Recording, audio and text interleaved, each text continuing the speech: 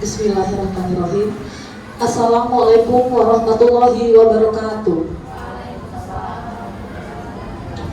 Tapi pun, selamat pagi dan salam sejahtera. Semoga rahmat Allah yang Maha Kuasa berlimpah kepada kita semua. Yang terhormat Kepala SD Negeri 1 Kalibalang Kencana, Ibu Erdi Hadiastuti SPD. Yang saya hormati Bapak Ibu Guru beserta staf karyawan SD Negeri 1 Kalibalang Kencana. Bapak Ibu Dewan Guru, pertama-tama marilah sejenak kita panjatkan puji syukur kehadiran Allah Subhanahu wa Ta'ala karena rahmat dan hidayahnya kepada kita semua, sehingga pada hari ini, hari yang cerah ini, kita masih diberi nikmat kesehatan, keselamatan, serta kelapangan untuk bisa berkumpul di ruangan ini untuk mengikuti diseminasi positif di sekolah yang akan dibawakan oleh Ibu Aulia Cika Utami SPD. Salawat dan salam tak lupa kita curahkan kepada junjungan Nabi Agung Nabi Muhammad SAW, sehingga semoga kita di yaumul akhir kelak mendapatkan syafaatnya. Bapak Ibu Dewan Guru yang saya hormati, susunan acara pada hari ini adalah sebagai berikut. Yang pertama, pembukaan. Yang kedua, menyanyikan lagu Indonesia Raya. Yang ketiga, sambutan Kepala SD Negeri 1 Kalibalang Kencana. Keempat, pembacaan doa. 5. Kegiatan inti diseminasi positif di sekolah yang akan dipaparkan oleh Ibu Aulia Cika Utami SPD. Terakhir, penutup.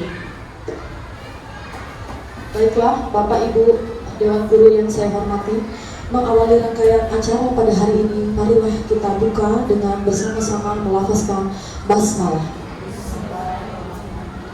Ya, agar apa yang kita peroleh pada hari ini dapat bermanfaat bagi kita semua. Memasuki agenda berikutnya, yaitu menyanyikan lagu Indonesia Raya. Kepada Bapak Ibu Dewan Guru sekalian diharapkan untuk dapat berdiri.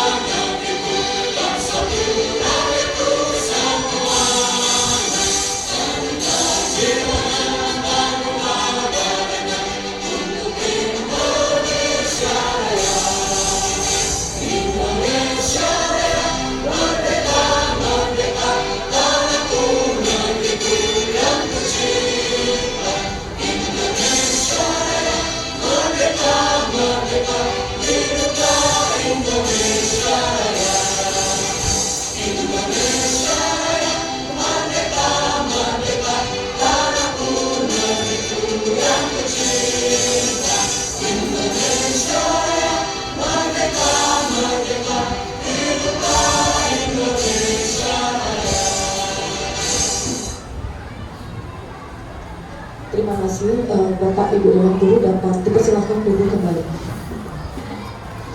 Selanjutnya sambutan dari Kepala Sekolah SD Negeri 1 Kalibalang Kencana, Ibu Erdi Hadiastuti SPD. Kepada Ibu saya persilahkan.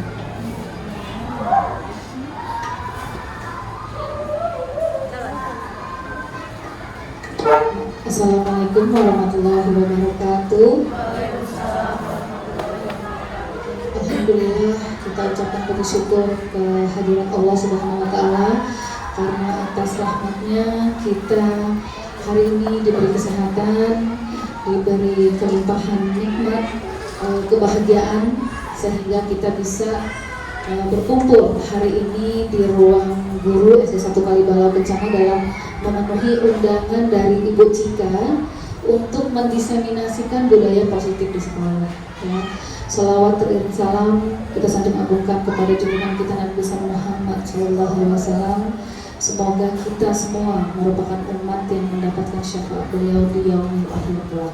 Amin, amin, amin. Saya di sini ini sekaligus membuka ya, sekaligus membuka, jadi biar nggak double gitu ya.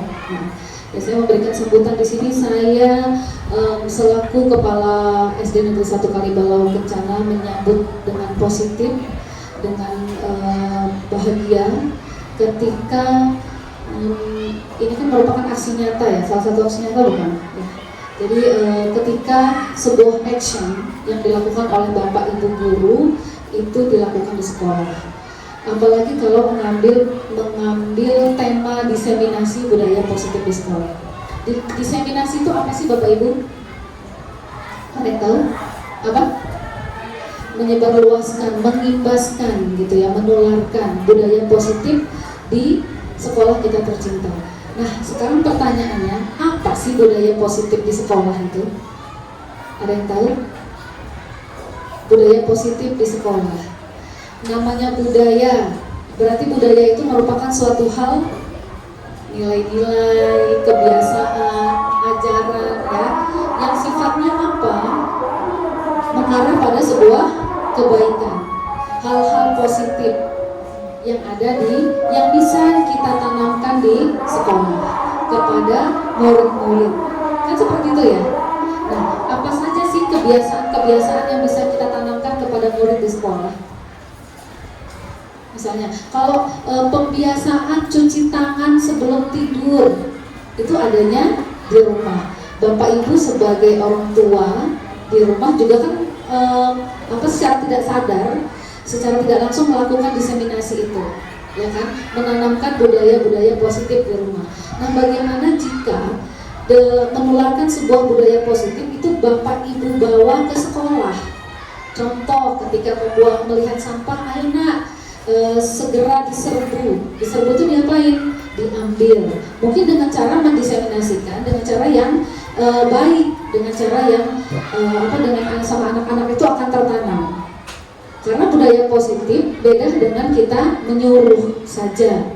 Tapi kalau budaya itu berarti lebih kepada menanamkan, membiasakan, yang sifatnya itu berupa nilai-nilai yang harus kita pegang teguh. Iya tidak? Ya, itu budaya positif. Apalagi contohnya selain membuang sampah, apa sih tujuan kalau misalnya Bapak Ibu menularkan atau menanamkan budaya positif itu? Kalau hanya nyuruh, dikerjakan pada saat itu ketika disuruh. Tapi kalau menanamkan, berarti apa yang akan terjadi? Menjadi sebuah pembiasaan. Itulah esensi dari menanamkan atau mendiseminasikan, membiasakan budaya positif. Menjadi apa? Sebuah karakter yang tertanam di anak-anak, gitu, ya kan? Ya, sebenarnya bukan hanya dengan membuang sampah saja gitu ya. Bagaimana membudayakan anak-anak itu untuk bersikap sopan, santun, ramah tamah kepada orang yang lebih tua, kepada teman-temannya, seperti itu. Selain sayang menyayangi, tutur katanya, kan seperti itu, tanamkan. Nah, ketika kamu berbuat sopan santun terhadap guru dan teman-temanmu, apa yang akan didapat? Kamu menjadi manusia yang baik di mata ibu guru, di mata Tuhan. Kasih tahu seperti itu. Dan bukan tadi yang saya bilang bedanya dengan instruksi hanya di hari tersebut saja atau di timing tersebut saja. Tapi kalau itu menanamkan karakter, berarti besok akan terulang. Sampai terus-terusan, jangan pernah bosan. Karena apa? Karena sifatnya mau menjadikan itu sebuah karakter, sebuah pembiasaan yang tidak pernah lekang oleh waktu dan usia. Itu ya.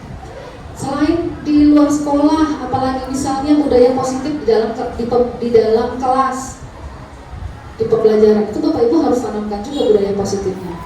Apa aja misalnya? Kalau Bu capek Bu nulisnya banyak banget, misalnya seperti itu. Berarti apa yang harus kita lakukan? Refleksi. Apakah gurunya memang memberikan soal itu banyak banget atau materinya kebanyakan, nulisnya kebanyakan? Itu refleksi ya oleh guru. Yang kedua, tanamkan Ya, tanamkan karakter pantang menyerah. Tidak mudah putus asa dalam belajar. Karena apa? Belajar itu sepanjang hayat. Nanti ketika dia akan dihadapkan dengan dunia-dunia dewasa, dia akan terus belajar. Tapi kalau anak sudah dihadapkan dengan sifat putus asa, gampang menyerah, sampai besar ketika dia ada di kehidupan yang sesungguhnya, dia pun akan bersifat seperti itu. Gak apa-apa kalau ternyata budaya atau karakter yang bapak ibu tanamkan di kelas itu akan dia bawa ke sekolah, ke rumah. Kalau dia masih suka putus asa di rumah, ajarkan yang namanya sifat tidak putus asa itu tidak di sekolah saja, tapi di rumah juga. Sifat-sifat tanggung jawab, dan kembali lagi adab sopan santun itu selalu dijaga. Jujur, gitu ya. Berani jujur hebat. Gitu. Tanamkan bahwa nanti ketika di dunia dia ya terlepas dari dia menjadi siswa, dia akan dihadapkan dengan dunia-dunia yang penuh tipu daya. Gitu. Tapi kalau kamu menjadi orang yang jujur, kamu 1, 2, 3, 4, 5 semua akan merubah sebuah negara. Itu kekuatannya. Ya, nah, kita siapkan anak-anak itu jadi generasi yang seperti itu. Mandiri, tanamkan juga sifat-sifat mandiri di kelas di dalam pembelajaran. Kemudian apa? Sifat optimis. Terus apa itu kalau misalnya bersaing dengan sehat itu? Sportif, ya. Itu adalah budaya-budaya positif yang Bapak Ibu bisa tanamkan di dalam kelas, dalam hal pembelajaran. Gak apa-apa dari kelas 1. Mungkin, nah ini namanya sportif, anak gak paham sportif. Tapi kalau kamu menghormati keberhasilan orang lain, gitu ya, tidak benci dengan keberhasilan orang lain, berarti kamu berjiwa sportif, gitu ya. Penanaman itu yang susah tapi harus, gitu ya, karena beban kewajiban kita sebagai guru adalah itu. Jadi kita respect terhadap pekerjaan kita, respect itu berarti menandakan Anda respect terhadap diri sendiri. Oke, ya itulah sekilas pengantar dari saya. Ya, saya secara resmi membuka kegiatan diseminasi budaya positif di sekolah dengan sama-sama mengucap Bismillahirrahmanirrahim. Oke, saya akhiri. Wabillahi taufiq wal hidayah. Wassalamualaikum warahmatullahi wabarakatuh. Terima kasih kepada Ibu Erdi Haristuti atas sambutannya. Selanjutnya yaitu pembacaan doa yang akan dibawakan oleh Bapak Iriansyah. Kepada Bapak saya persilakan.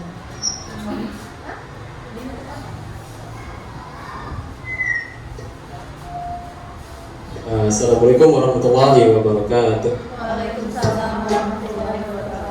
Baik Bapak Ibu semuanya, sebelum kita mulai rangkaian acara kita pada siang hari ini, alangkah baiknya kita menundukkan kepala seraya mengucapkan doa kepada Tuhan kita Allah Subhanahu wa taala.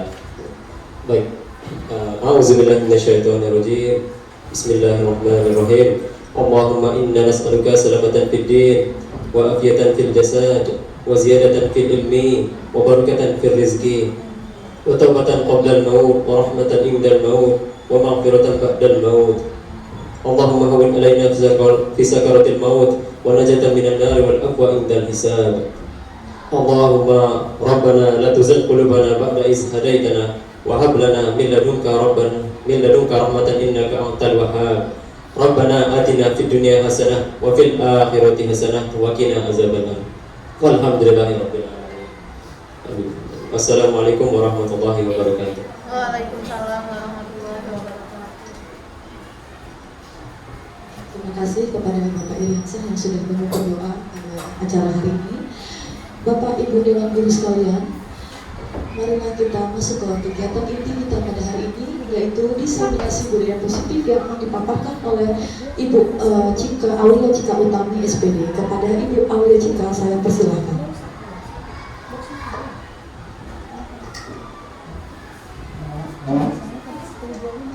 Assalamualaikum warahmatullahi wabarakatuh. Kami pun Ya pun. pertama-tama saya ucapkan terima kasih kepada Ibu Erdi sudah memperbolehkan saya untuk mengadakan acara, dan juga kepada teman-teman yang sudah hadir dan ingin mendengarkan. Terima kasih banyak. Di sini saya akan mendiseminasi budaya positif di sekolah. Jadi saya akan menyebarluaskan apa yang sudah saya dapatkan di CGP kemarin. Itu saya bagikan kepada ibu-ibu semua di sini dan bapak-bapak. Semoga ada manfaatnya untuk pembelajaran di kelas maupun untuk lingkungan sekolah seperti itu. Next, oke. Pertanyaan pertama dulu. Saya mau tanya dulu sama bapak ibu semuanya di sini. Setuju atau tidak setuju ya ini ya? Yang pertama, hukuman dapat mendisiplinkan anak. Setuju tidak? Setuju. Oke, gak apa-apa. Ini dulu nanti kita bahas ya. Ini setuju, hukuman dapat mendisiplinkan anak. Yang kedua, pemberian hukuman dengan hal positif seperti membaca atau membersihkan halaman sekolah dapat meningkatkan disiplin anak. Setuju atau tidak? Setuju. Oke. Yang ketiga, memberi penghargaan dapat meningkatkan motivasi belajar anak. Setuju. Setuju, oke. Ini yang pertama berarti setuju ya. Oke, nanti kita lihat apakah benar ini semua atau ada perubahan di akhir nanti. Lihat ya. Oke, sekarang saya mau ngajak bermain dulu. Ini adalah perubahan paradigma, yaitu kegiatan kepalan tangan. Nah, duduknya ada sebangku-sebangku ya. Kalau yang belum ada nyari teman dulu. Oke, di sini ada A dan B. Terserah mau yang jadi A atau yang menjadi B siapa. Nah, sobeklah secari kertas kecil. Ada itu kertas boleh di depan bisa boleh, dibagikan boleh. Nah, letakkan. Oh ya, tuliskan benda atau sesuatu yang sangat berharga untuk Anda. Kecil aja. Untuk dikopek di tangan.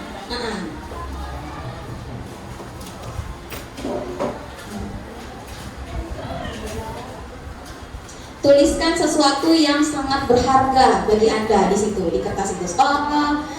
Yang A menulis, yang B menulis, nanti gantian apa? Pena.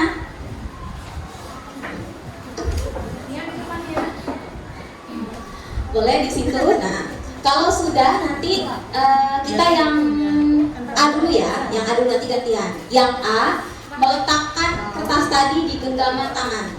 Ya, pokoknya dengan segala daya kalian harus genggam itu kertas, ya. Nah, nanti teman B akan mencoba dengan sekuat tenaga berbagai cara untuk meminta Anda memberi benda tersebut, ya. B bisa membujuk, bisa ngancam, menghardik tapi jangan ya.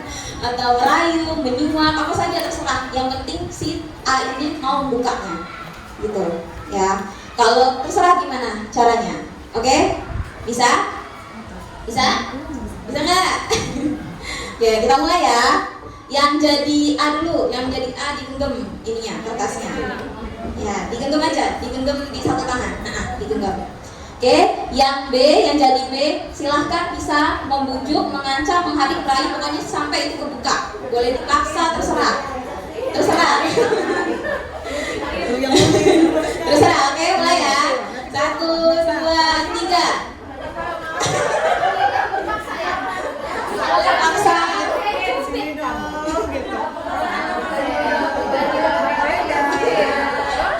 Sampai misalnya sampai yang A itu luluh, ya udah deh terserah. Tapi kalau ada yang ngekeh ya nggak apa-apa. Kan itu hal yang berharga buat kalian. Ya, oke.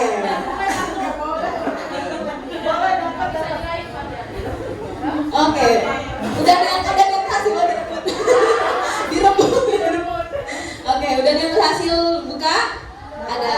Yang nggak berhasil buka ada juga? Ada. Oke, coba kita lihat setelah ini apa yang terjadi. Ini perubahan paradigma teori kontrol atau teori pilihan, ilusi kontrol. Nah, kalian itu yang sebagai B itu menjadi guru, maksudnya membuka kepala tangannya itu murid, ya, yang di kepala tangannya itu murid. Gimana caranya kita membuka pikiran mereka ataupun kita masukin minat dan bakat mereka dan lain sebagainya. Nah, di situ ada pertama ilusi guru mengontrol. Ada yang tadi buka nggak? Ini nggak? Masih gitu kan? Ada nggak? Ada juga yang coba nak dibuka ininya, ataupun ilusi bahwa kritik dan membuat orang merasa bersalah. Ada yang ini buka nggak? Kalau nggak buka nggak saya temenin nanti. Ada nggak? Ada ya, ada juga yang tidak. Oke, yang ketiga, ilusi bahwa semua penguatan positif itu efektif. Ada yang rayu, misalnya bukan deh nanti saya kasih permen, bukan deh nanti tak. Mau dia. Ya, positif ya, masih dirayu-rayu ya, enggak yang ini ya. Dan yang terakhir, ilusi bahwa orang dewasa memiliki hak untuk memaksa. Ya, di situ ada ilusinya bahwa kita yang lebih dewasa bisa maksa si anak. Gitu. Ya kan? Ada di situ kita memaksa untuk membuka si anak. Atau apakah itu benar atau tidak? Kita lihat ya setelah ini. Selanjutnya, perubahan paradigma stimulus respon. Siapa sesungguhnya yang memiliki kontrol? Kita lihat dulu. Harusnya ketika diberikan sesuatu tindakan ada responnya. Responnya biasanya seperti ini. Kita mencoba mengubah orang agar berpandangan sama dengan kita. Harusnya gitu ya. Pengennya gitu, maksudnya pengennya gitu. Kita mencoba mengubah orang agar berpandangan sama dengan kita. Kita maunya gitu tuh responnya. Tapi ternyata teorinya apa? Di situ kita yang harus berusaha memahami pandangan orang lain tentang dunia. Jadi bukan kita yang bisa mengubah orang, tapi kita yang lebih untuk memahami orang lain, seperti itu. Yang kedua, perilaku buruk dilihat sebagai suatu kesalahan. Kebanyakan gitu ya, ini buruk udah pasti salah, langsung ngejudge. Buruknya cuma satu tapi langsung semua dijudge, gitu kan. Nah, harusnya apa? Semua perilaku itu memiliki tujuan. Dia berbuat buruk seperti itu kepada orang lain, apa tujuannya sih sebenarnya? Nah, itu yang kita harus cari tahu. Bukan kita ngejudge dia buruk, dijudge lagi, udah jadi itu buruk terus gitu. Padahal kita tidak tahu sebenarnya apa, gitu kan. Kita harus lihat dulu tujuannya. Yang ketiga, orang lain bisa mengontrol saya. Pikiran kita seperti ke arah responnya. Orang lain itu bisa mengontrol saya, tetapi teorinya adalah hanya Anda yang bisa mengontrol diri Anda. Cuma kita yang bisa mengontrol diri kita. Kita maunya apa ya apa, tapi kalau kita beranggapan orang lain bisa mengontrol, ya kita terkontrol terus oleh orang lain, seperti itu.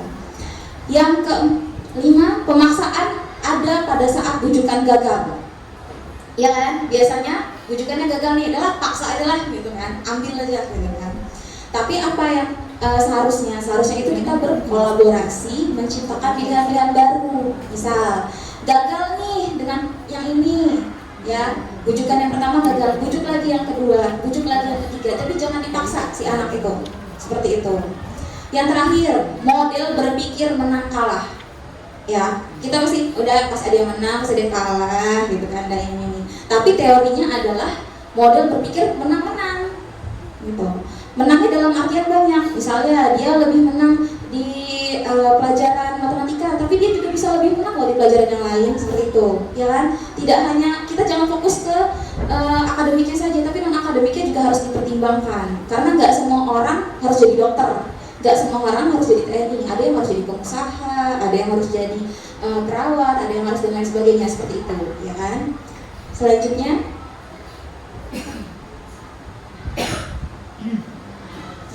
disiplin. Ada yang tahu nggak disiplin itu artinya apa?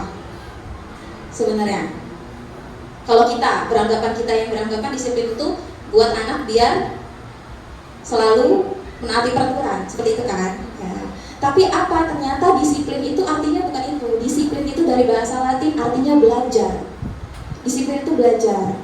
Asal katanya itu, disiplin itu dari diri murid-murid Socrates dan Plato. Disiplin diri membuat orang menggali potensi menuju sebuah tujuan apa yang dia hargai. Tapi di budaya kita, disiplin itu menjadi sesuatu yang dilakukan seseorang pada orang lain untuk mendapatkan kepatuhan. Iya nggak? Iya kan? Kecenderungan umum adalah disiplin dengan ketidaknyamanan. Disiplin itu tidak nyaman. Disiplin itu bukan dengan apa yang kita hargai. Disiplin itu pencapaian suatu tujuan mulia. Seperti itu kan? Kita maunya semuanya itu patuh, harus disiplin. Sebenarnya disiplin itu adalah belajar. Jadi kita harus belajar terus-menerus untuk memperbaiki suatu budaya ataupun suatu sikap yang ada di sekitar kita. Seperti itu. Selanjutnya,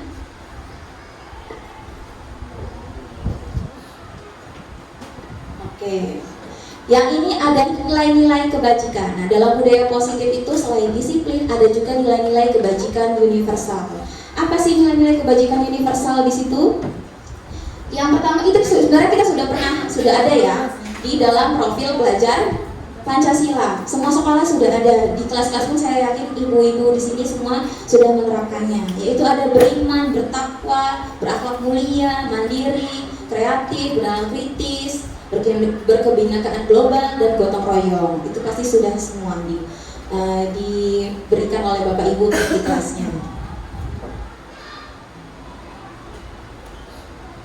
Oke, di sini ada teori motivasi perilaku manusia.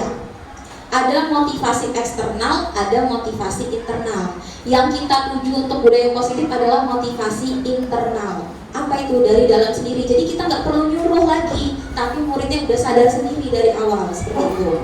Itu yang mau kita tuju. Nah, motivasi eksternal itu contohnya apa? Nih, untuk menghindari ketidaknyamanan atau hukuman yang akan terjadi apabila saya tidak melakukannya. Jadi hukuman peraturan di sekolah itu dianggapnya nggak nyaman. Kenapa? Kalau saya nggak ngelakuin itu, nanti saya kena apa nih? Gitu. Berarti itu bukan budaya positif, ya. Selanjutnya, untuk mendapatkan imbalan dari orang lain, ngerjain sesuatunya itu jadi tidak ikhlas, tidak dari dia sendiri, tapi harus ada imbalannya, baru dia mau mengerjakannya. Nah, yang kita tuju adalah yang ketiga, motivasi internal. Untuk menghargai diri sendiri, saya akan menjadi orang seperti apa bila melakukannya. Jadi nggak perlu nunggu gurunya, nggak perlu nunggu yang lain, guru-guru yang lain menegur, guru pelajaran menegur, tapi dia udah tahu sendiri. Kalau nanti saya ngerjain ini, apa sih imbasnya buat saya? Oh, positif. Kalau itu sampah di situ nggak saya ambil, apa imbasnya untuk saya nanti? Oh, nanti lingkungannya kotor, saya lihatnya aja nggak nyaman, seperti itu. Ya, itu yang akan kita tuju.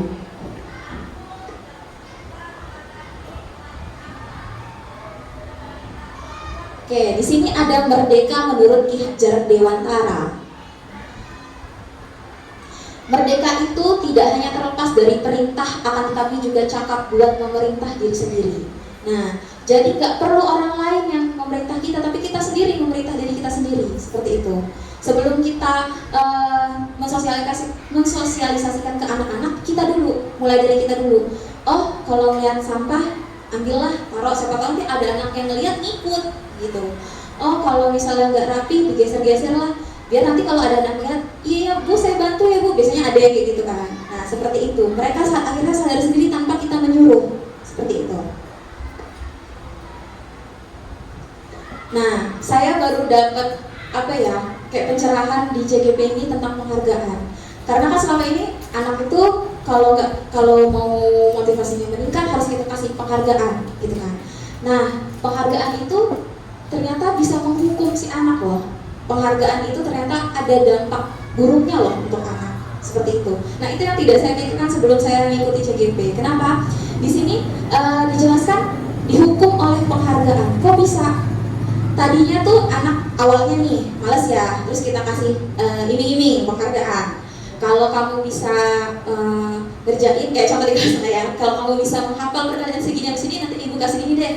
Nah, ternyata tindakan yang saya lakukan itu ternyata menghukum mereka. Menghukumnya dengan apa? Mereka itu mau mengerjakan sesuatunya itu karena ada imbalan, bukan karena diri mereka sendiri. Karena saya menjanjikan, baru mereka mau menghafal. Seharusnya apa? Seharusnya itu mereka tidak perlu disuruh pun, mereka memang sudah harus menghafal karena memang pelajarannya sudah sampai perkalian 1-10, seperti itu. Nah, boleh kita kasih penghargaan tapi tidak diucapkan di awal. Misalnya kita emang ngasih surprise aja, nih ibu kasih buat kamu ya, gitu kan. Karena kamu sudah baik dalam ini, ibu kasih. Nah, seperti itu boleh. Tapi kalau yang dari awal, nanti siapa yang ini, ibu kasih ini ya, gitu. Nah, itu tidak baik ternyata, seperti itu. Saya juga baru tahu. Yang pertama, pengaruh jangka pendek dan jangka panjang. Biasanya yang kita kasih seperti itu tuh hanya jangka pendek aja. Mereka menghafalnya udah saat itu aja. Ketika penghargaannya sudah selesai, sudah tidak ada lagi diberikan hadiah, sudah mereka biasanya banyak yang lupa, seperti itu.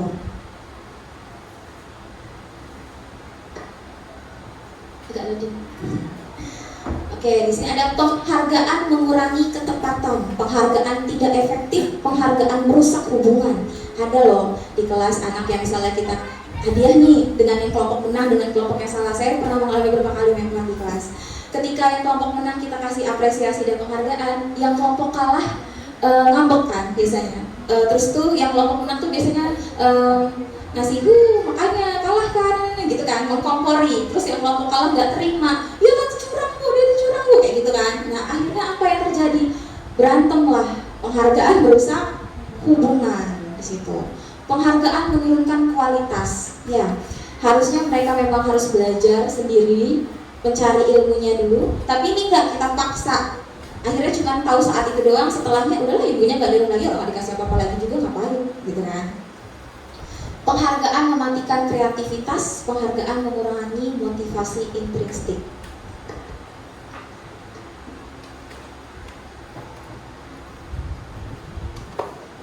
Ada lagi. Nah, di sini ada apresiasi. Bentuk program kebajikan apresiasi.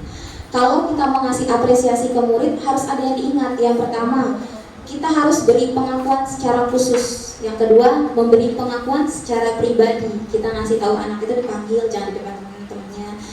Misalnya tadinya dia kurang semangat nih belajarnya, terus tuh kamu kasih apresiasi dulu, beri pengakuan. Nah, kamu tuh sebenarnya udah bisa loh. Sebenarnya kamu pintar, tapi kenapa kamu ada malesnya? Apa yang misalnya kita gali dulu, nanti baru kita kasih apresiasi. Tapi jangan di depan yang lain, nanti mereka iri. Jadi kita kasih ke pribadinya.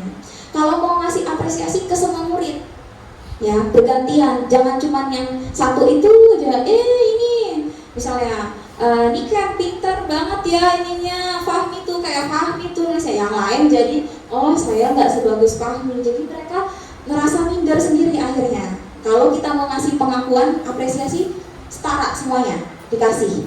Kalau hari ini 5 orang, istirahatnya 5 orang kasih lagi. Cuman misalnya dia nggak bisa baca, oh nggak apa-apa nak, yang penting kamu sudah berusaha. Teman-temannya jangan marahin gitu kan, jangan kesel, dibantu gitu, seperti itu.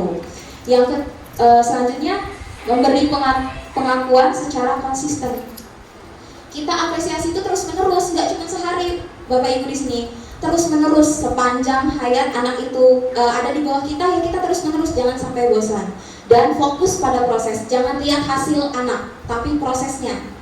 Karena kalau hasil bisa saja dia dapatkan dari segala cara, ya kan? Tiba-tiba nyontek atau lainnya. Tapi kalau proses kita tahu, misalnya memang dia tidak paham, ya sudah kita lihat, tapi dia mau berusaha di dalam proses itu, seperti itu. Di sini ada contoh pengakuan dan apresiasi kebajikan. Ini contoh perkataannya. Saya juga masih belajar di sini ya. Ada cara menyampaikan kepada anak. Yang pertama misalnya, kemarin saya perhatikan rasa empatimu besar sekali ya nak. Nilai kebajikannya itu di tengah. Terus baru situasinya yang di belakang. Pada saat menolong murid baru di kelas kita. Seperti itu.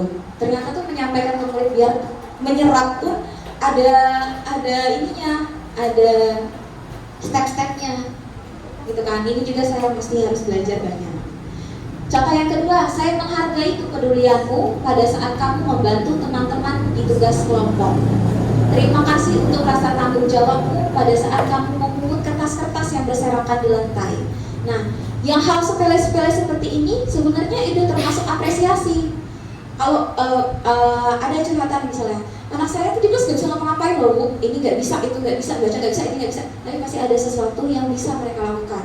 Contohnya di kelas saya ada Rifki yang tidak bisa membaca, menulis, itu masih perlu bantuan sekali gitu. Tapi dia apa? Dia rajin untuk sampah-sampah, teman-temannya yang di kolong-kolong meja, kolong kursi, di depan kalau dia langsung ngambil, langsung dimasukin ke kotak sampah tanpa diperintah. Nah ternyata ada loh bagian yang dari mereka itu yang bisa kita apresiasi gitu.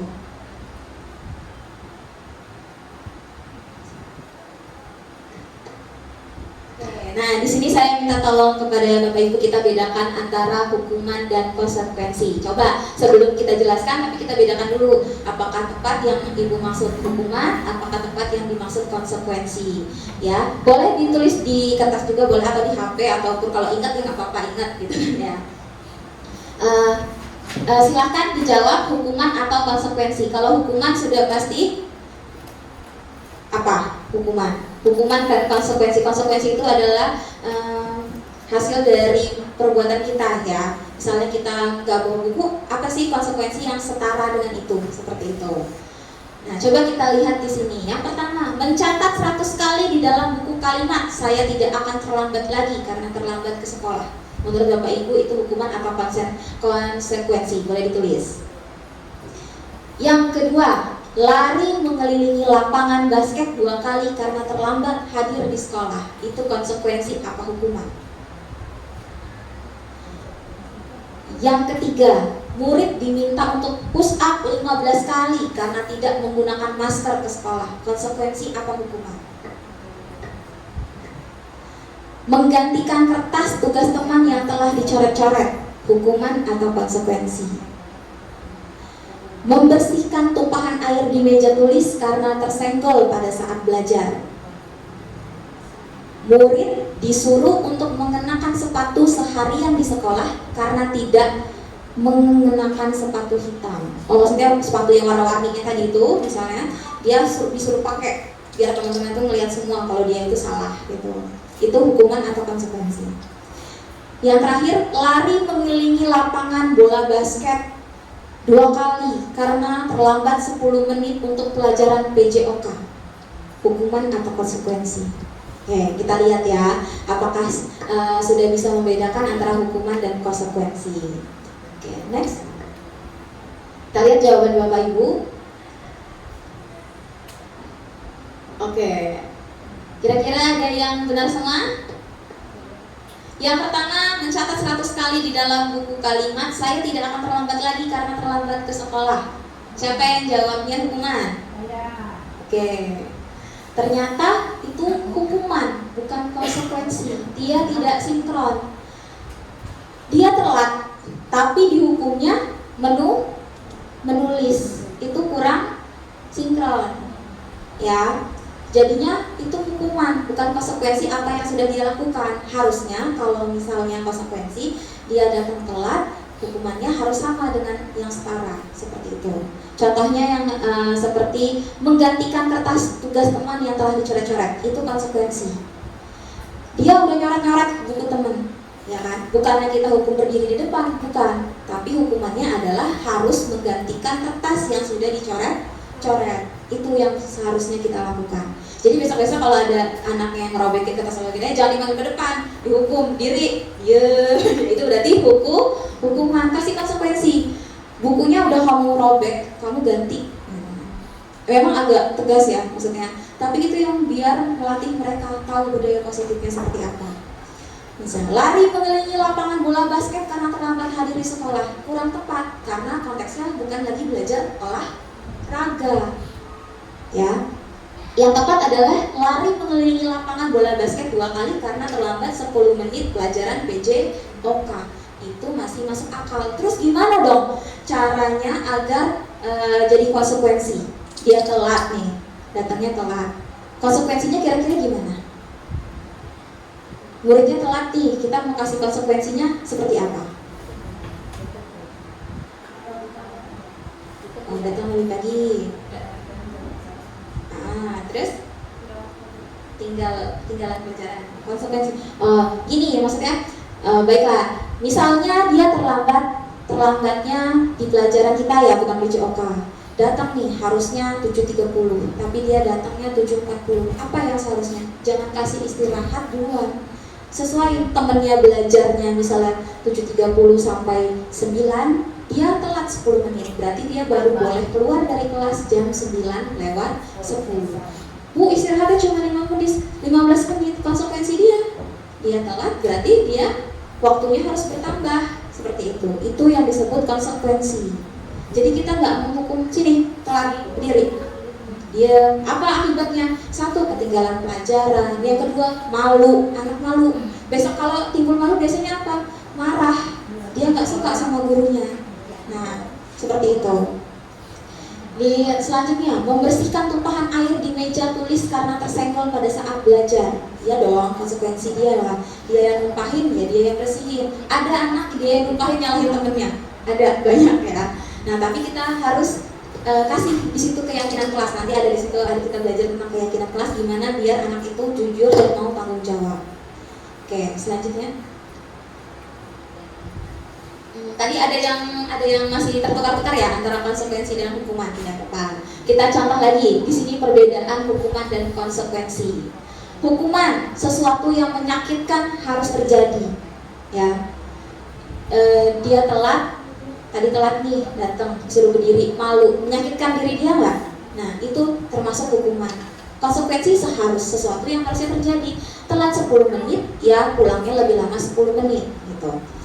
Hukuman membuat anak sakit, mau fisik mau hati, itu hukuman. Anak membenci kedisiplinan, akibat dari hukuman anak males. Peraturan itu untuk dilanggar bu, kayak gitu biasanya ya. Peraturan itu untuk dilanggar bu, karena terbiasa dihukum. Ada lagu saya ntar juga dihukum. Ngulang lagi, nggak apa-apa lagu udah hukum aja bu, nyanyi apa nih saya? Malah nawarin biasanya. Nah, paksaan, kita maksa. Dia nggak mau itu kita paksa. Nah, itu hukuman. Mendorong anak menyakiti diri sendiri. Konsep diri yang buruk, anak belajar untuk menyembunyikan kesalahan. Jadi dia takut dihukum, akhirnya berbohong. Ya, marah, rasa bersalah, dipermalukan, merasa tak dihargai, itu termasuk hukuman. Harusnya seperti apa? Konsekuensinya membuat anak merasa tidak nyaman dalam jangka waktu pendek, bukan jangka waktu panjang. Dia istirahatnya lebih lambat, nggak nyaman kan? Tapi nggak nyamannya saat itu aja, nggak berkelanjutan, nggak yang diomelin, tadi berdiri depan kelas, berlanjut, akhirnya berantem gitu kan. Ya. Anak menghargai disiplin, dia lebih menghargai, oh kalau saya disiplin, istirahat saya nggak keganggu. Ya udah, mulai besok saya harus datang lebih pagi, soalnya saya mau istirahat, saya mau jajan. Nanti bu, biasanya bu, ayo bu istirahat bu, nanti itu udah habis bu, sosis gulungnya itu bu habis bu. Nah biasanya mereka itu stimulus dan tanggapan, ada stimulus ada tanggapan. Jadi kalau kita ngasih syarat, misalnya kamu maunya seperti apa, di konsekuensinya ini sama ini ya. Aku berat bu, yang ini boleh nggak? Nah gitu, ada stimulus ada respon. Nggak kita paksa, kamu nulis. Saya juga masih sering seperti itu ya, tapi ini masih sama-sama belajar. Terus mendorong anak agar mudah menyesuaikan diri dengan lingkungan dan teman-teman. Konsep diri yang baik, anak belajar mematuhi peraturan. Kehilangan hak, dibuat tidak nyaman, diasingkan untuk sementara, bukan seterusnya, sementara. Dia diasingkan, seperti itu.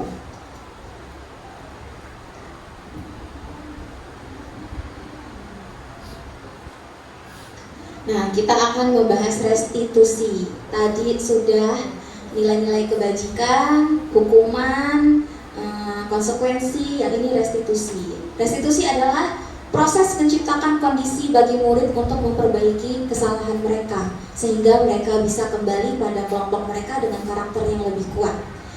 Yaitu proses kolaboratif yang mengajarkan murid untuk mencari solusi untuk masalah mereka. Jadi kita cuman nanya-nanya aja, menstimulus aja. Responnya dari mereka, pemecahan masalahnya dari mereka sendiri, seperti itu.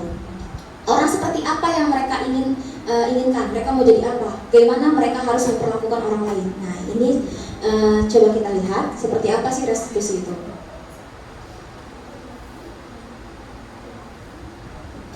Oke, di sini ada identitas gagal dan identitas sukses. Identitas gagal itu seperti apa? Yang anak selalu dihukum. Ya, kalau untuk identitas sukses disiplin itu ada konsekuensi dan restitusi. Selanjutnya,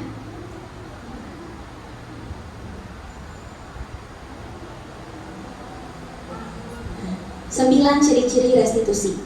Bukan untuk menebus kesalahan, belajar dari kesalahan. Memperbaiki hubungan, tawaran bukan paksaan. Restitusi menuntun untuk melihat ke dalam diri, mencari kebutuhan dasar. Cara paling baik, fokus ke karakter, bukan tindakan. Fokus pada solusi dan mengembangkan murid berbuat salah pada kelompoknya. Jadi gini, kita misalnya contoh di kelas ada anak bertengkar. Si Naila nilainya tuh sebenarnya bagus, 80 lah, atau 80. Si Abi nilainya 100. Si Abi ngejek si Naila, sampai si Naila ini akhirnya marah, sampai misalnya menghentakkan ini marah, terus mau pokoknya udah marah-marah gitu kan. Nah, apa yang akan menjadi solusinya seperti itu? Nah, ini kita belajar restitusi. Tapi nggak negur langsung di tengah-tengah anak-anak yang lain. Kita mau cari solusi, yang cari solusinya, diri mereka sendiri yang cari solusinya. Dengan apa? Dengan keyakinan kelas yang sudah dibuat. Keyakinan kelas dari mana? Dari peraturan kelas. Kita akan belajar selanjutnya.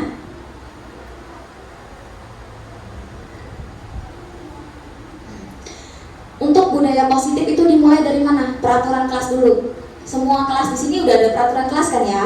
Sudah punya semua. Nah, dari peraturan kelas itu kita ambil nilai-nilai kebajikannya itu dari mana? Dari keyakinan kelas. Misalnya, datang tepat waktu saat masuk sekolah. Itu kan peraturannya misalnya. Terus kedua, tidak mengobrol saat orang lain menjelaskan atau mendengarnya. Nah, itu peraturannya. Nah, keyakinan kelasnya seperti apa?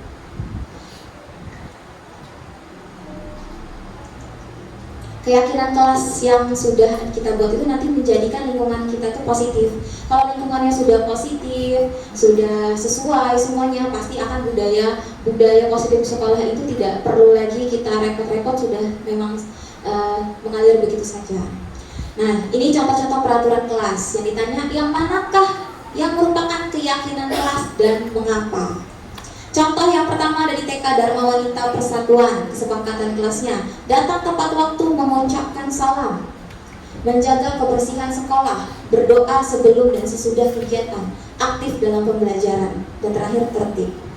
Ya, selanjutnya ada kesepakatan kelas, kami guru dan murid yang saling menyayangi, kami murid yang semangat belajar, kami murid yang peduli dengan teman-teman. Nah, keyakinan kelas itu kata kuncinya di sini. Datang tepat waktu mengucapkan salam. Apa kata kuncinya kira-kira keyakinan kelasnya?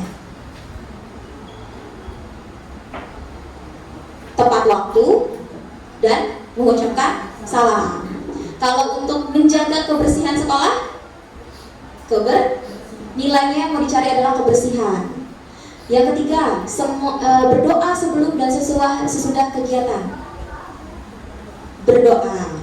Aktif dalam pembelajaran, aktif. Kalau tertib, tetap tertib ya. Kesepakatan kelas yang selanjutnya, kami guru dan murid yang saling menyayangi. Apa sih yang mau kita ambil nilai keyakinan kelasnya?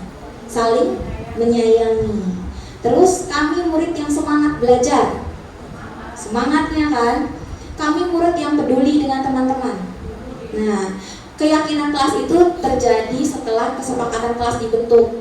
Nah, itu keyakinan-keyakinan kelas yang ingin ibu guru semua mau dari anak muridnya itu dimasukkan di situ, seperti itu. Nah, ini ada pendalaman keyakinan kelas. Ada tabel T dan tabel Y, ya. Tabel Y ini di situ ada terlihat, terdengar, berperilaku. Kalau tabel T tampak seperti, tidak tampak seperti. Ini seperti kayak jurnal ya. Jurnal hari kita biasanya menyusun tentang anak. Misalnya kita mau anaknya itu hormat, keyakinan kita hormat ya, keyakinan kita hormat. Yang terlihat hormat itu seperti apa? Terlihat ya. Kalau kita lihat nih, anak ini hormat, contohnya apa? Dari mana? Ya, perilaku sopan santunnya. Kita lihat ya, dia tiba-tiba datang, nyamperin, salim, itu kan sudah terlihat. Kalau terdengarnya, hormat, bisa assalamualaikum, ya pagi bu, ya. Kalau berperilakunya, ya, salam, tundukin kepala, kan gerak ya, bergeraknya, gitu. Kalau bekerja misalnya, terdengar seperti apa sih bekerja itu terdengarnya? Orang bekerja itu terdengarnya seperti bagaimana? Kita tahu nih dia lagi bekerja, kita pendengaran kita gimana? Misalnya dia lagi ngajar di kelas, suaranya ada, kan? Kalau dia lagi ngejelasin sebenarnya itu terdengar. Terus bekerjanya terlihat. Dari mana kita lihat? Ya misalnya dia ada di depan kelas, kita ngelihat, oh itu lagi kerja, lagi ngajar, gitu kan? Kalau berperilakunya, bekerja, gimana? Ya sibuk, ini lagi ngejelasin, nulis dan sebagainya, seperti itu ya.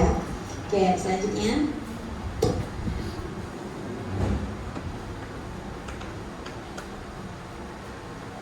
Nah, ini contoh tadi, hormat ya. Kalau hormat terdengarnya satu orang berbicara, yuk saya bantu misalnya. Dia bisa selesaikan ini bersama, terima kasih, tolong ya, permisi, itu termasuk terdengar. Terlihatnya berempati terhadap perasaan orang lain, memegang barang milik orang lain hanya dengan izin. Hormat ya, berarti dia menghargai orang lain. Berperilakunya tersenyum ramah, memberikan salam tadi, salin dan sebagainya. Kalau tampak sepertinya hormat itu gimana? Ya datang tepat waktu, nggak tampaknya sering datang terlambat. Tampaknya menyapa teman dan terus tiap hari. Tidak tampaknya acuh tak acuh kepada teman. Tampak sepertinya seperti apa? Mengembalikan barang. Yang nggak tampak, kalau hormat, ya nggak dibalikin barangnya. Habis minjem ya udah taruh aja sembarangan. Berarti dia tidak hormat terhadap orang yang punya barang tersebut. Bekerja, tekun bekerja menyimak guru. Tidak tampaknya tidak mendengarkan guru. Nah itu yang buat kita tahu, oh anak ini sudah keyakinan kelasnya sudah terbentuk, yang ini belum. Itu ya poinnya dari situ.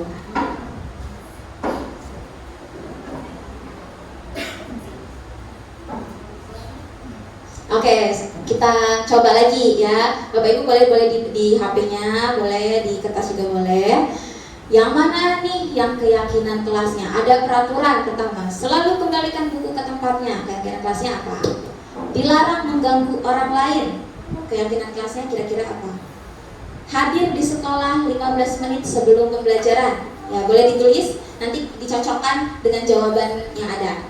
Apakah sudah mulai paham, atau memang sudah cukup paham. Dilarang melakukan kekerasan, dilarang menggunakan narkoba, bergantian atau menunggu giliran, gunakan masker, jangan berlari di kelas atau koridor. Ya silahkan. Kira-kira keyakinan kelasnya seperti apa? Selalu kembalikan buku ke tempatnya, dilarang mengganggu orang lain.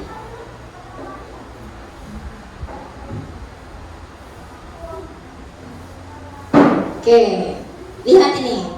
Keyakinan kelasnya, kembalikan buku ke tempatnya. Tanggung jawab. Kita mau anak itu tanggung jawab, barang-barang yang sudah dia pinjam itu harus balik ke tempatnya. Bukannya kita yang ngomong, nah ini barangnya semua ya Allah berantakan, gitu kan. Biasanya gitu.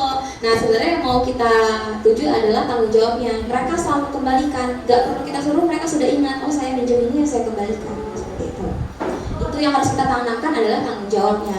Menanamkan keyakinan kelas gak sehari 2 hari, ya setahun pun mungkin masih kurang. Karena di kelas, misalnya dari kelas 1, di kelas 2 bisa mengulang lagi dia. Di kelas 3 bisa mengulang lagi. Berarti setiap hari harus kita ingatkan seperti itu. Dilarang mengganggu orang lain. Keyakinan kelasnya apa? Menghormati. Hadir di sekolah 15 menit. Bisa komitmen, bisa menghormati. Dilarang melakukan kekerasan. Berarti keselamatan yang mau dituju. Dilarang menggunakan narkoba. Kesehatannya yang mau dilihat. Bergantian atau menunggu giliran. Menghormati orang lain bisa, bersabar bisa. Menggunakan masker sama, kesehatan dan keselamatan orang lain. Jangan berlari di kelas atau koridor, keselamatan dan keamanan. Seperti itu. Oke, kebutuhan dasar manusia. Manusia butuh bertahan hidup. Apa aja? Manusia itu butuh penguasaan materi, ya kan? Penguasaan segala macam mereka semua butuh. Terus kita juga butuh kebebasan. Kita juga butuh kasih sayang dan rasa diterima, dan kita butuh kesenangan. Seperti itu. Next.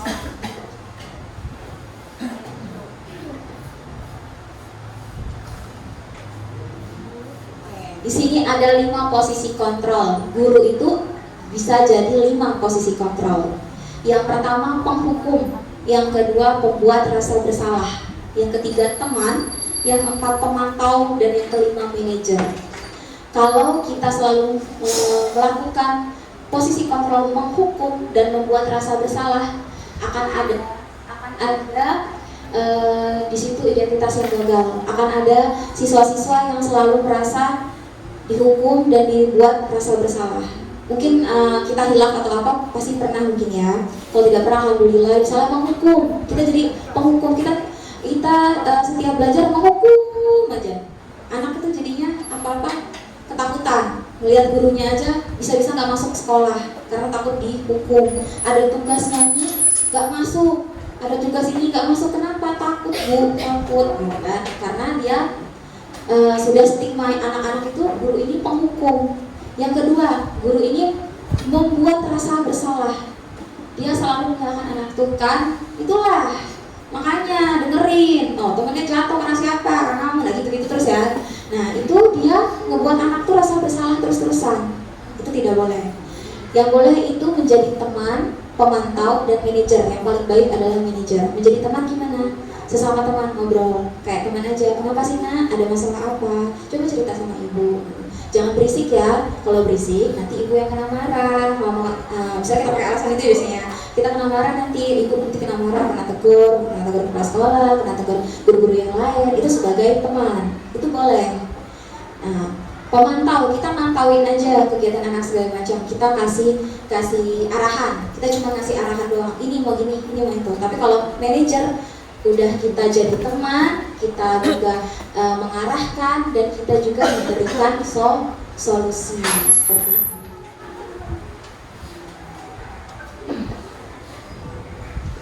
Oke, nih biasanya siapa yang mengatakan saya kecewa sekali dengan kamu, kecewa sekali loh saya dengan kamu, harusnya kamu tuh nilainya tuh bisa 100, tapi kenapa hari ini kamu nilainya 50, ibu tuh kecewa banget tuh sama kamu.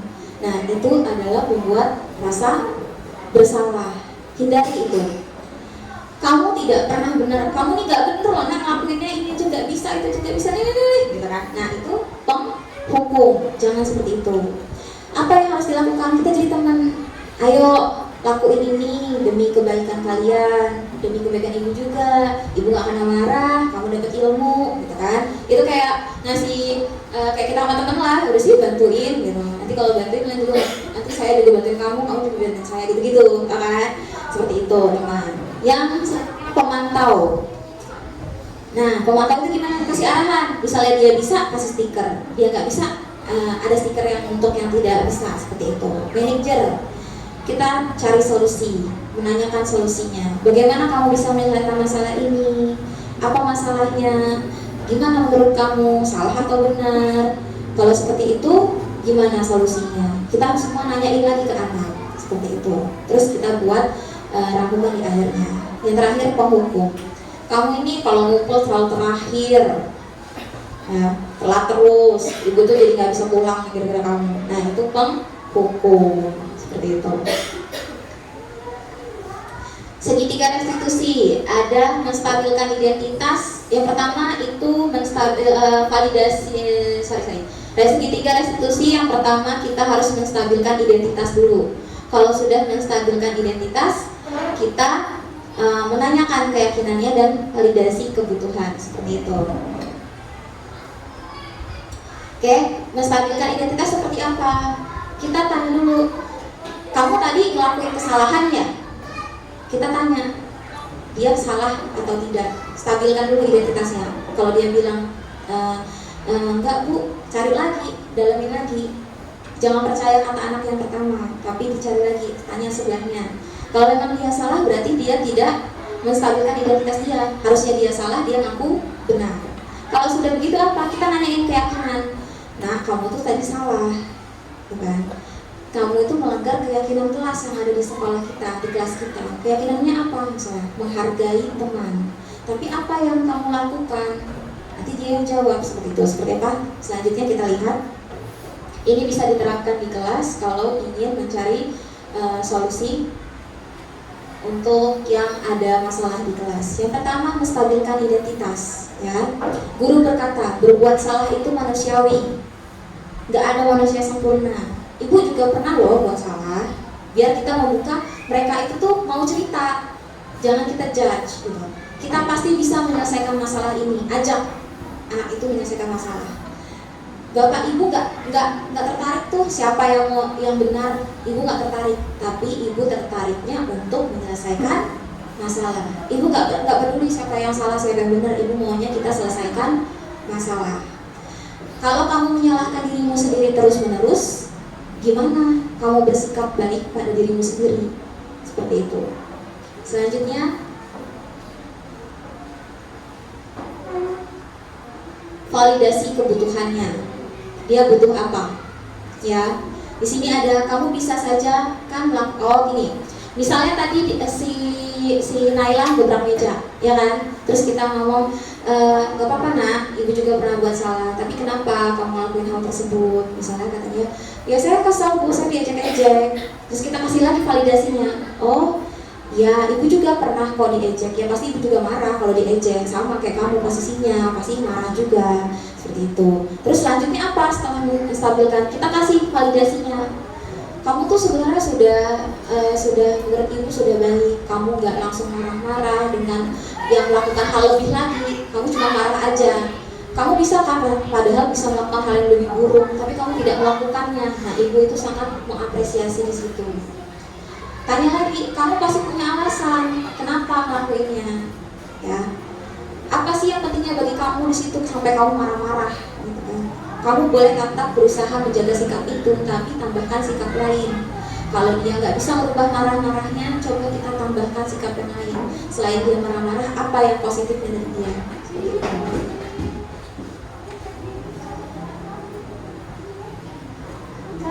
Menanyakan keyakinan. Nah, ditanyain nilai-nilai yang kita percaya tadi, nilai-nilai keyakinan kelasnya itu kita tanyakan di akhir. Nilai kelas yang mana sih yang kamu langgar? Oh, saya nggak menghormati teman bu, saya nggak menghargai teman. Misalnya, kenapa? Saya marah-marah, saya gebrak-gebrak meja. Padahal teman-teman yang lain yang nggak ada salah, nggak biasa harusnya tidak merasakan itu, tapi saya malah menggebrak dan mengganggu yang lain seperti itu. Biarkan mereka sendiri, jangan kita. Ya, biarkan dulu mereka yang berpikir seperti itu. Oke, selesai. Alhamdulillah untuk diseminasi hari ini budaya positif di kelas sudah selesai.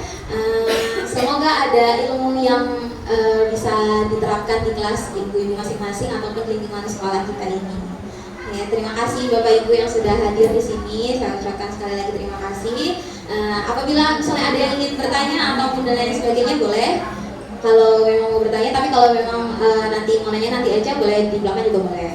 Ya, kita semua sama-sama belajar. Saya juga baru tahu semuanya ini pas ikut CGP gitu. Kalau Bapak Ibu mau juga ikut nggak apa-apa daftarnya Bu ya. Udah buka ya. Kapan 11. Iya, Bu Adi lagi ngisi Bu Adi lagi ngisi SI sama Bu Eka. Ya, seperti itu. Diseminasi kita hari ini, apabila ilmu yang sudah saya bagikan bisa diterapkan, alhamdulillah. Apabila ada yang baik bisa diambil, jangan lihat siapa yang memberikan ilmu, tapi lihat apa yang diberikan di dalam ilmu tersebut.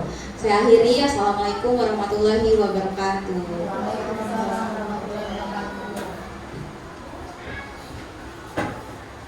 Alhamdulillah, terima kasih kepada Ibu Cika yang sudah sharing tentang diseminasi budaya positif di sekolah. Mudah-mudahan Bapak Ibu dan guru semua bisa mengambil manfaat positif dan bisa kita terapkan ke diri kita, terutama ya Bapak Ibu ya, ke diri kita pribadi, dan lebih baik lagi kita menularkan ke rekan-rekan yang lain serta kepada anak didik kita. Bapak Ibu dan guru yang saya hormati, mengakhiri rangkaian acara kita pada hari ini. Marilah kita bersama-sama mengakhiri dengan melafazkan hamdalah. Alhamdulillahirabbil alamin. Semoga ilmu hari ini ya Bu ya, di inilah ya. Iya betul. Gak hilang hari ini ya Bu Uli ya. Iya betul. Ya.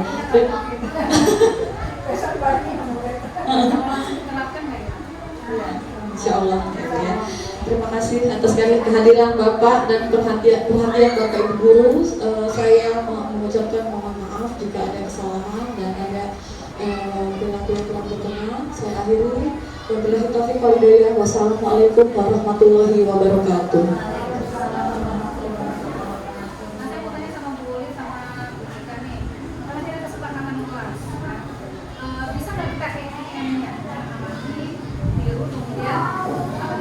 Modifikasi.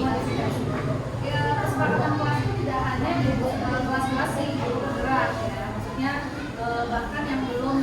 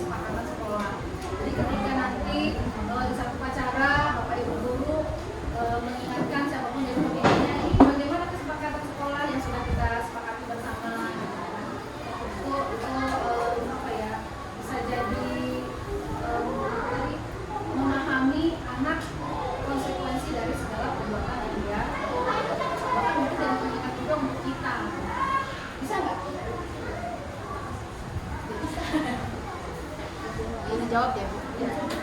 Ya sebenarnya bisa saja ya. Cuma kalau berangkat dari saya, dari kelas yang saya buat, kesepakatan kelas itu kan memang berangkatnya dari murid. Jadi kalau dulu ada peraturan kelas, kalau sekarang buat keyakinan kelas. Kenapa? Sebenarnya nggak jauh beda, tapi ternyata beda. Kalau dulu peraturan kelas misalnya piket kelas misalnya gitu. Kita tanya dulu pas buat keyakinan kelas itu, saya tanya dulu, kelas seperti apa sih yang kalian mau?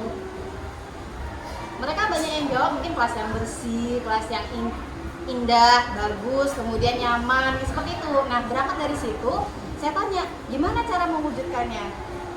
Oh kalau bersih itu kan berarti harus piket. Mereka yang jawab seperti itu. Jadi pertanyaan dan jawaban itu kita hanya mancing. Mereka sendiri yang memberikan itu. Gimana? Oh piket kelas, oke. Berarti piket kelas mau dibuat gimana? Kita tanya lagi, kita balikin lagi. Dibuat piket kelas, oke. Misal terus kemudian kayak seperti tadi menghormati teman. Itu kita pertamanya tidak saling ngejek katanya gitu kan. Saya tanya juga, bagaimana sih supaya kita dengan teman itu baik? Tidak saling ngejek Bu. Jadi supaya gimana supaya kita tidak saling ngejek pada teman itu gimana? Menghormati katanya gitu kan. Ya udah kita tulis. Jadi mereka itu awal saya masuk di kelas 4A tahun pelajaran ini, saya buat kayak sticky note. Jadi saya tanya bagaimana kelas impian, kelas yang kita idam-idamkan itu ya bagaimana? Seperti tadi misalnya tidak mencontek, tidak mengejek teman, kelas yang bersih itu semua ditempel. Mereka semua menulis di sticky note, semua ditempel. Kemudian kita kerucutkan. Misalnya tadi seperti kelas yang bersih misal, oh ya udah kita buat piket kelas. Nah berarti kelas yang bersih kan, menjaga kebersihan kelas misalnya. Kemudian tidak menjelek-jelekan teman, berarti tidak apa? Misalnya tidak membuli, kita tulis di situ. Jadi kita kerucutkan, tidak membuli teman. Kemudian misalnya apa? Kalau ke luar kelas harus izin guru, kita kerucutkan. Jadi di situ ada poin-poinnya. Dari situ, dari beberapa kan banyak nih siswa yang mengumpulkan jawaban, tidak hanya satu. Sudah kita kerucutkan, baru kita buat kesepakatan. Ini kesepakatan kelas kita. Jadi oke, setiap kali mau keluar izin guru. Ada terhadap teman bagaimana? Bu, si A minjem buku saya tuh diambil aja loh Bu. Atau si A matahkan dari saya. Bagaimana konsekuensinya? Seperti itu Bu. Jadi kalau anak salah terhadap teman, itu bukan kita yang menyuruh minta maaf nak, bukan seperti itu. Jadi keinginan meminta maaf itu memang dari si yang berbuat salah, karena dia mengaku salah. Gitu. Kemudian kalau si A nyobek kertas temennya, itu bergantian, si B juga harus nyobek kertas temennya. Gitu. Di situ jadi kayak ada kalau kita tidak mau dibegitukan ya jangan begitu gitu. Intinya segitu sih Bu. Jadi kesepakatan kelas atau keyakinan kelas itu timbul dari siswa sendiri. Jadi dia sadar, oh saya harus begitu dari dalam diri dia, bukan dari peraturan kita. Kalau dari peraturan kita, guru yang membuat ini peraturannya, kalian patuhi ini, seperti itu sih Bu. Itu sih yang pengalaman saya dari yang saya sudah dapatkan di pendidikan guru penggerak, saya terapkan di kelas pelan-pelan. Saya juga masih belajar Bapak Ibu. Jadi jangan menganggap si A, si B sudah baik, belum ya. Jadi kita, apalagi saya masih merasa kurang tentang ilmu ya. Saya belum menjadi guru yang baik, masih banyak belajar juga. Jadi apa yang saya dapatkan, saya coba saya terapkan. Ternyata memang iya, ada perbedaannya. Karena itu memang timbul dari siswa sendiri, kemauan siswa sendiri. Beda dengan dari apa yang sudah kita tetapkan kalian patuhi, itu beda. Itu sih Bu, kalau dari saya. Silakan kalau dari Ibu Cika. Saya punya kesepakatan kelas sekolah saya bisa dengan cara gimana? Setiap kelas itu buat dulu keyakinan kelasnya apa? Kan tiap anak beda-beda ya. Tiap kelas itu masih beda-beda kan ya. Masalahnya pun beda-beda. Nah, kalau sudah ada keyakinan masing-masing, nanti tinggal digabungin. Kalau yang sama ya udah sama kan. Kalau misalnya di sini dia harus saling menghargai, di sini nggak ada. Terus di sini adanya disiplin, diambil jadi satu. Jadi nggak cuma yang ada di kelas itu aja, bisa juga ditambahkan dari keyakinan kelas yang lain. Konsepnya memang pada satu pacaran. Kita kan ajak anak-anak, biasanya kan kita kalau kita selesai kan ajak anak-anak dulu dikasih ngomongin gitu ya. Kita buat gitu kesepakatan sekolah kan gitu ya. Sama dengan konsepnya, nak kamu melihat sekolah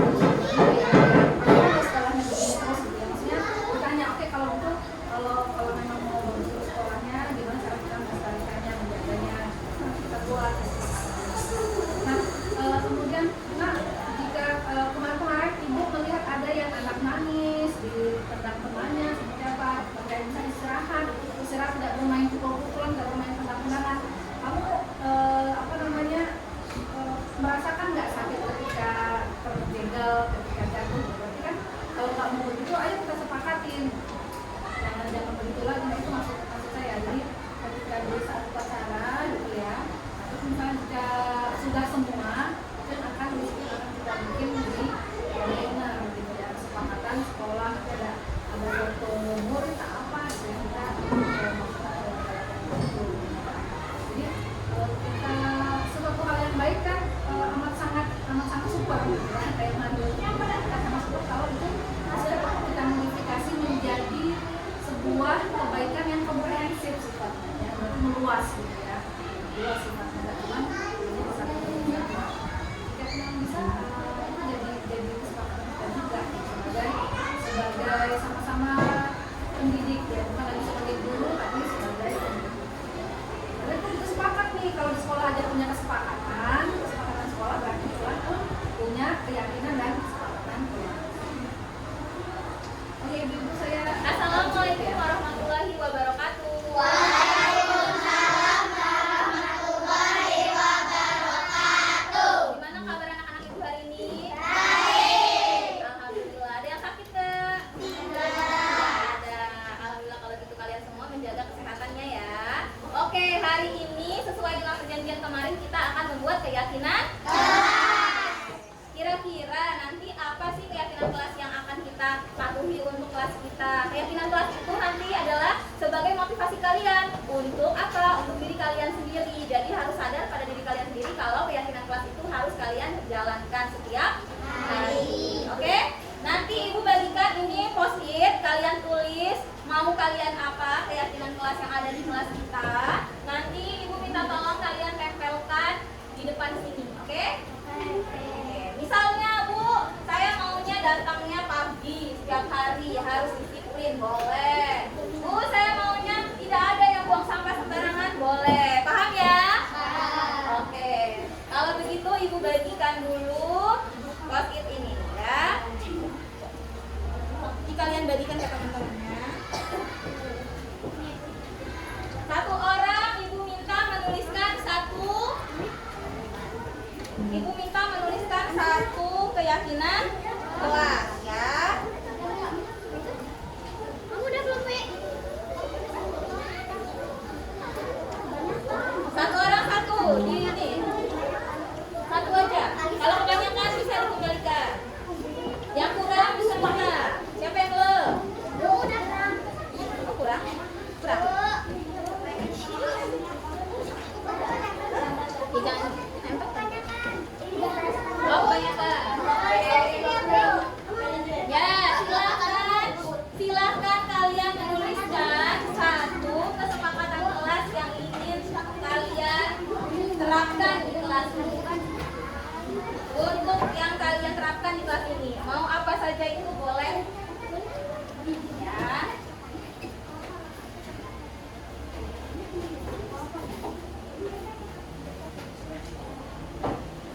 Tapi kalau sudah buat keyakinan kelas, berarti kita semua harus apa ini? Harus menerapkan ya.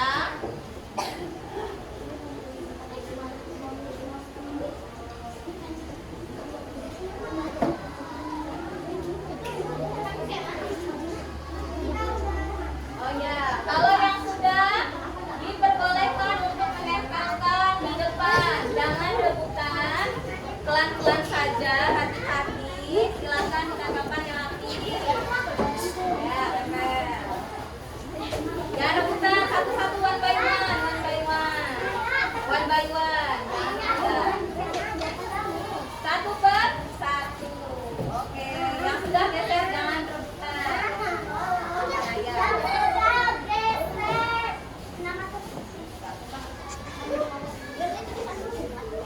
Sabarnya, one by one. Yang sudah silahkan duduk.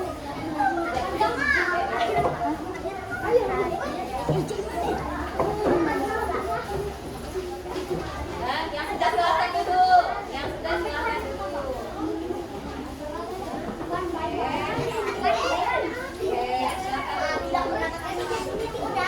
Ya, jatuh.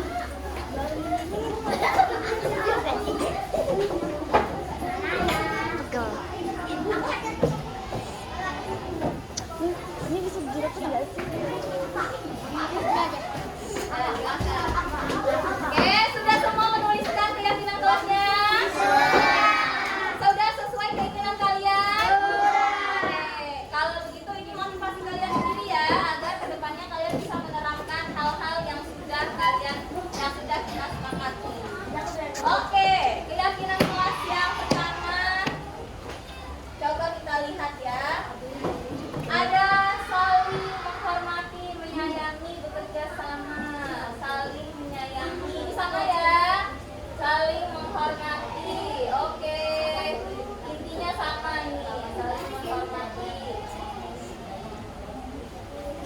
Oke. Oke, yang pertama berarti kita di sini saling menghargai, oke, menghormati,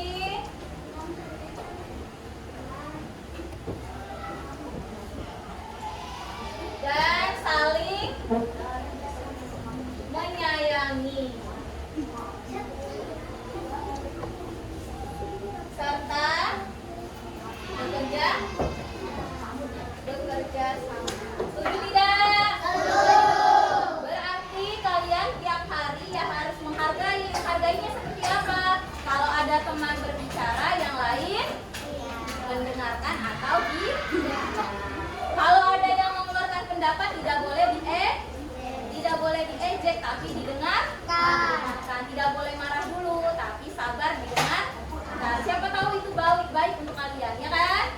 Lalu menghormati. Menghormati di sini bagaimana? Walaupun teman kalian itu sebaya tetap dihormati, ya. Tidak hanya kepada guru ataupun kakak kelas ataupun orang tua yang ada di sekolah sini, tapi dengan teman juga harus saling menghormati. Paham?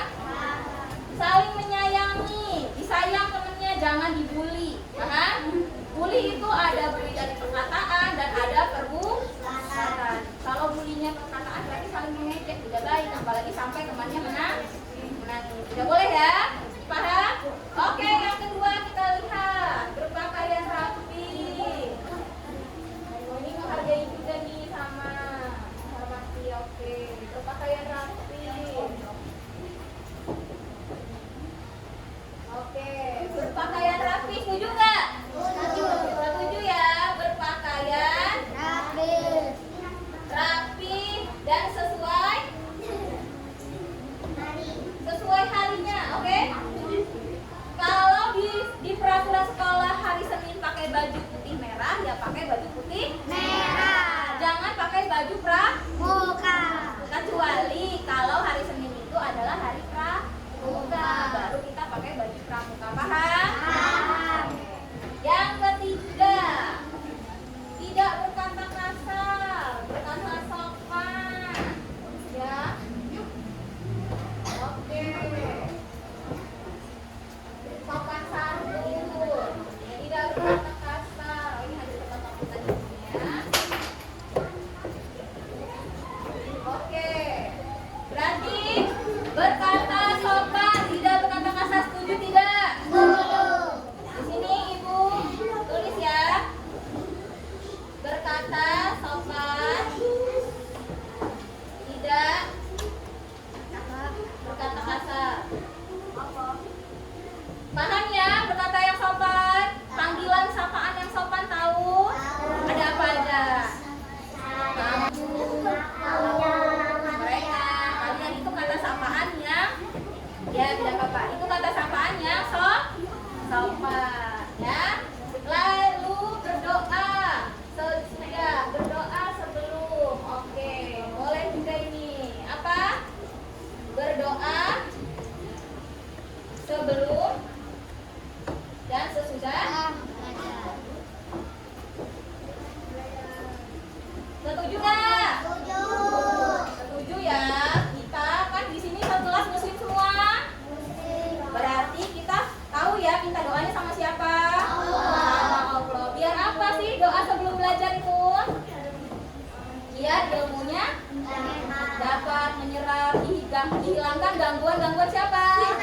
Gangguan setan, jin yang ganggu kamu jadi males, jadi pengennya tidur aja, ya kan? Oke. Terus yang kelima di sini ada menjaga kebersihan. Menjaga kebersihan. Oke.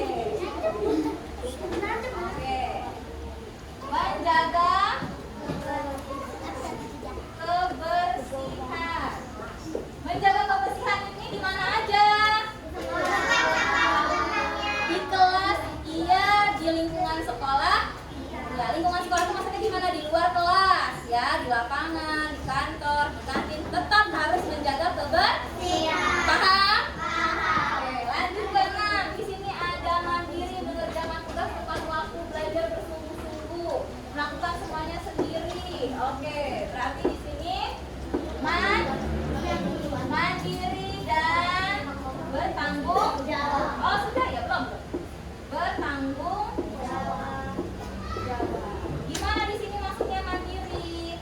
Mandiri kalau misalnya kalian tahu gurunya tidak ada di kelas, langsung yang sebagai tugasnya cari gurunya, jangan nunggu aja ya. Paham?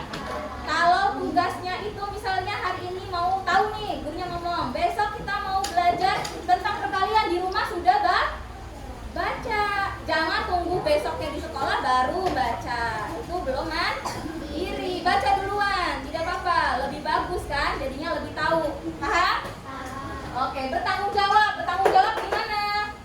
Ya kalau dikasih tugas itu dikerjakan. Tapi nggak selesai dikerjakan doang. Harus apa ini? Harus dikerjakan sampai selesai. Paham tidak?